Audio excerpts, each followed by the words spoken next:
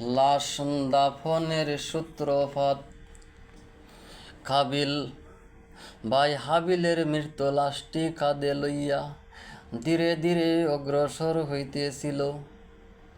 হঠাৎ দুইটি কাকের দিকে তাহার দৃষ্টি পড়িল। কাক দুইটি দারুণ কলহে লিপ্ত হইয়াছিল।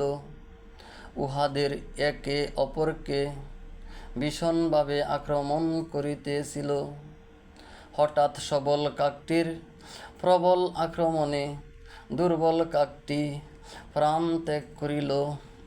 অতঃপর দেখা গেল জীবিত কাকটি তার জমিন খুঁড়িয়া একটি গর্ত বানাইয়া তাহার মধ্যে মৃত কাকটিকে রাখিয়া মার্তিখা দ্বারা তাহাকে ডাকিয়া কাকটি উড়িয়া চলিয়া গেল।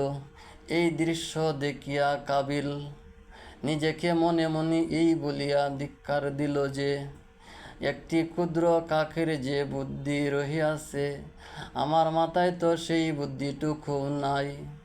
যাই হোক না কেন, সে কাকের নিকট শিক্ষা লাভ করিয়া জমিনের বুকে একটি কবর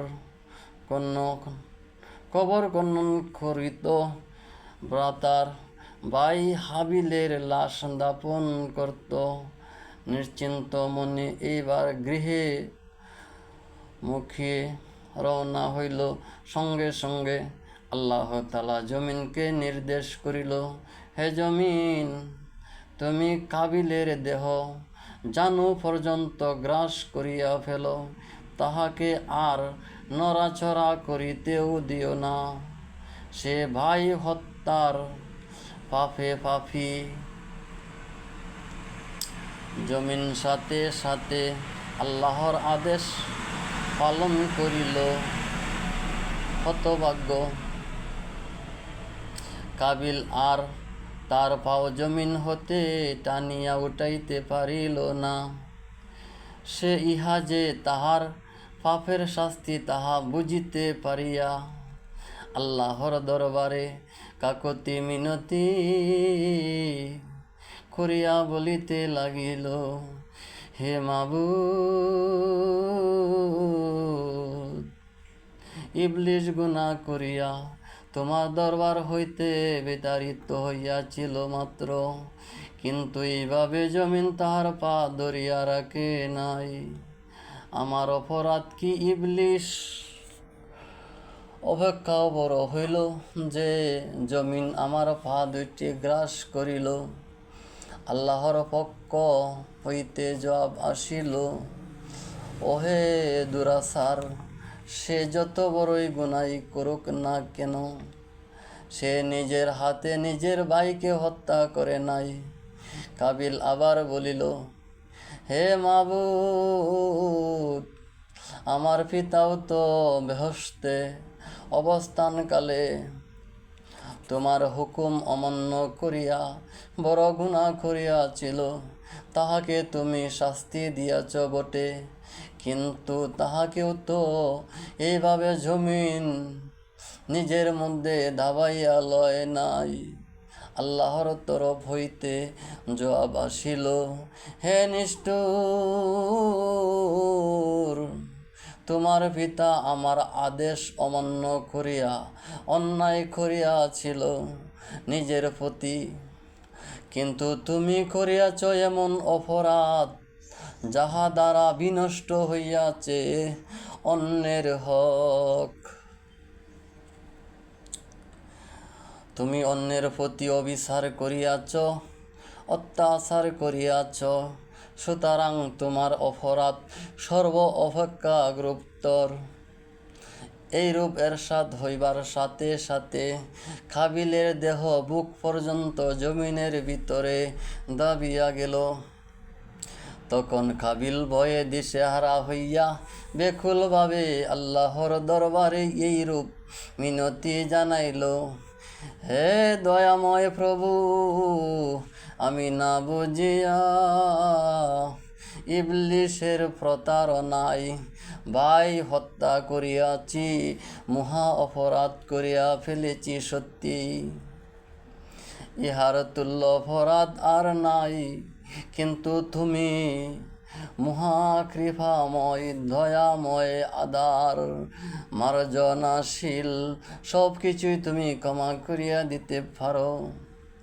আমি আমার পিতার নিকট শুনিয়াছি তুমি তাহার গুণাটি তোমার প্রিয় হাবিব হজরত মুহাম্মদ সাল্লাল্লাহু আলাইহি ওয়াসাল্লামের উসিলায় ক্ষমা করিয়াছিলে।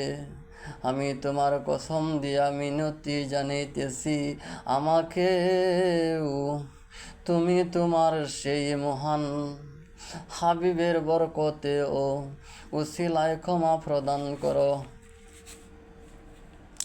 এবার আল্লাহ তাআলা তাহার প্রিয় হাবিবের সম্মান ও ইজ্জত রক্ষার তাগিদে জমিনকে বলিল, হে জমিন, তুমি কাবিলকে ছাড়িয়া দাও। এইভাবে কাবিল মুক্তি লাভ করিয়া গৃহে যাত্রা করা নিয়ত করিল। কিন্তু সেই যে গৃহ অমুখী রওনা হইল, এমনি আল্লাহর নির্দেশে এক ফেরেশতা বিকট মূর্তি ধারণ করিয়া তাহার সম্মুখে দাঁড়াইয়া তাহাকে মারাত্মক অস্ত্র দ্বারা প্রচণ্ড আঘাত করিল। তাহাতে তাহার প্রাণ বাহির হইয়া গেল, কিন্তু আল্লাহ তাহাকে আবার জিন্দা করিয়া দিলেন।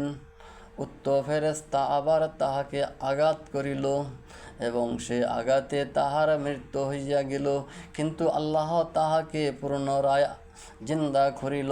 ফেরেশতা আঘাতে আবার তাহার মৃত্যু হইল।